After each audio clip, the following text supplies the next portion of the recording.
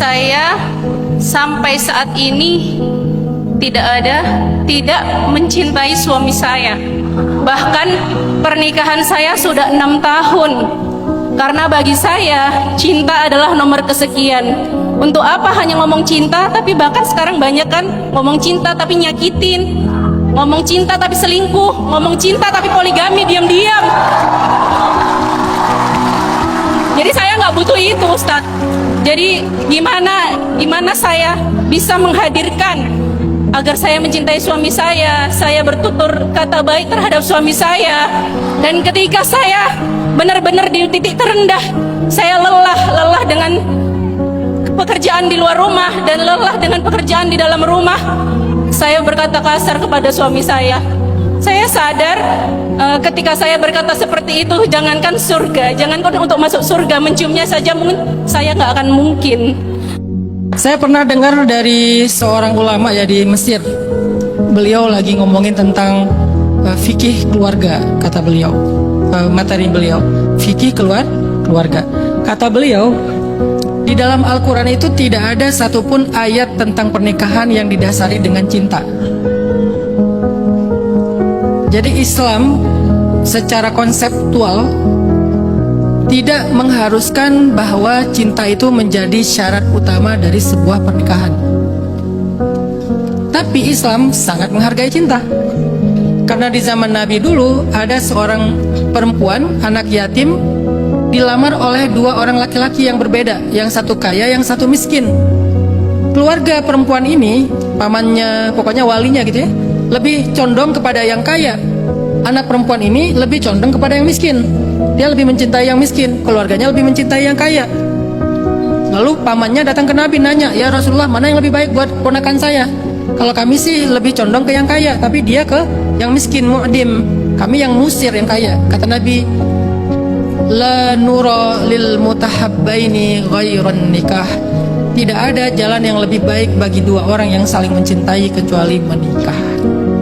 Artinya, cinta itu dihargai sekali dalam agama. Tapi cinta tidak pernah menjadi syarat utama dalam sebuah hubungan pernikahan. Bagaimana kalau ada rumah tangga yang tidak didasari cinta, atau cinta itu datang dan pergi? Awalnya cinta, nanti bete, terus berkurang, jadi hilang gitu. Apakah rumah tangganya bisa bertahan? Bisa sekali. Karena cinta bukan satu-satunya syarat dan modal bertahan sebuah rumah tangga dalam Islam. Cinta itu kan dalam Islam, dalam bahasa Arab disebut dengan al-ashq atau al-hubb. Sedangkan dalam ayat pernikahan yang disebutkan sakinah, mawaddah, warahmah, bukan hub. Sakinah itu adalah feeling safe. Ketika kita ngerasa aman, terlindungi, baik laki-laki dengan pemaknaannya maupun perempuan dengan pemaknaannya, feeling safe, berarti ada sakinah di dalamnya. Mawaddah, merasa diperhatikan, merasa dibela, merasa diprioritaskan, itu mawaddah dengan pemaknaan perempuan dan dengan pemaknaan laki-laki. Kalau boleh kasih bocoran untuk laki-laki, salah satu hal yang paling mawaddah bagi laki-laki itu adalah penghargaan. Secara penelitian ilmiah, laki-laki lebih menganggap penghargaan ataupun sebuah respek itu lebih dibutuhkan daripada kebutuhan hubungan biologis.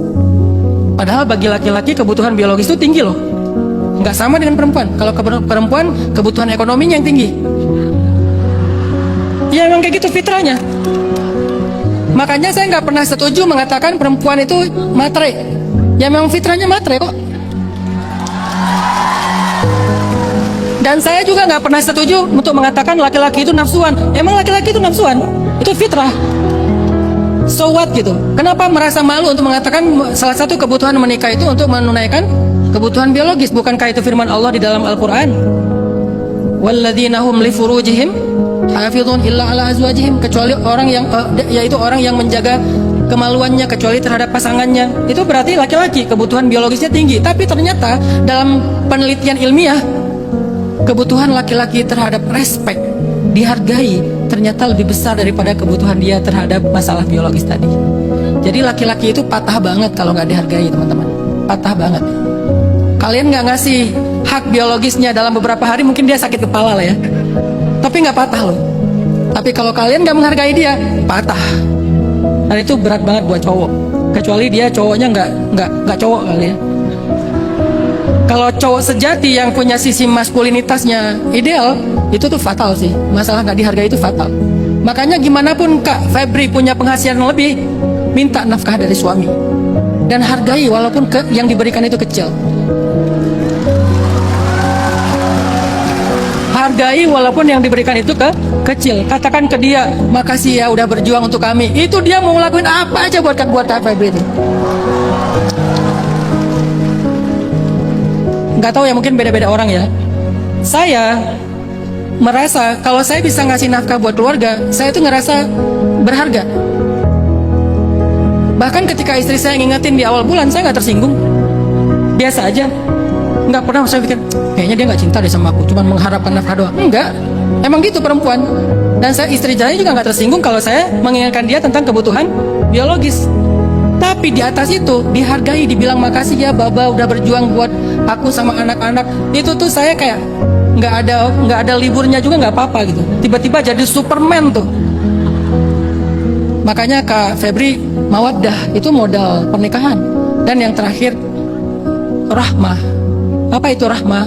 Rahmah itu adalah ketika kita merasa dimaafin dan diberi kesempatan. Karena semua kita pernah berbuat salah dan dosa. Rahmah itu adalah memaafkan, mentolerir kesalahan dia selama bukan yang fatal-fatal banget gitu. Pun kalau fatal, selama dia bertobat dengan tobat yang serius, ya nggak ada salahnya juga ngasih kesempatan. Itulah rahmah. Kalau istri sekali berbuat salah langsung diungkit-ungkit terus, berarti nggak ada rahmah dalam rumah tangganya. Suami sekali berbuat salah diungkit-ungkit terus, berarti tidak ada rahmah dalam keluarga itu. Jadi sakinah adalah feeling safe, mawaddah adalah merasa diperhatikan, dibela, diprioritaskan dengan pemaknaan masing-masing. Rahmah itu adalah merasa selalu dimaafin. Ya udahlah, nggak apa-apa gitu. Ya udahlah, nggak apa-apa. Masakannya kurang enak, ya udahlah. Mungkin nafkahnya bulan ini lagi turun, ya udahlah. Biasanya 50 sekarang jadi 45 juta, ya udahlah gitu. Jadi ditolerir gitu kekurangan dan kesalahannya tuh. Nggak selalu sempurna, nggak selalu ideal. Ada kalanya mereka memang lagi banyak salah, lagi banyak kurang, lagi banyak masalah, lagi banyak beban. Itu rahmah. Kalau ada 3 ini dalam rumah tangga, insya Allah mereka akan awet. Walaupun tidak ada cinta. Cinta itu bukan hal yang paling utama dalam rumah tangga. Gitu Kak Febri, kalau nanya apakah gimana cara saya mencintai, kayaknya fokusnya jangan mencintai dulu aja. Karena cinta itu anugerah, bukan diusahakan. Coba fokus ketiga tadi. Kasih dia rasa aman, bukan nyaman ya, aman. Nggak perlu khawatir, karena kekhawatiran itu merusak rumah tangga. Kedua, bikin dia merasa memang diutamakan, dimuliakan. Dan yang ketiga, kalau dia ada salah, maafkan dia. Insya Allah rumah tangganya akan awet. Allahu a'lam.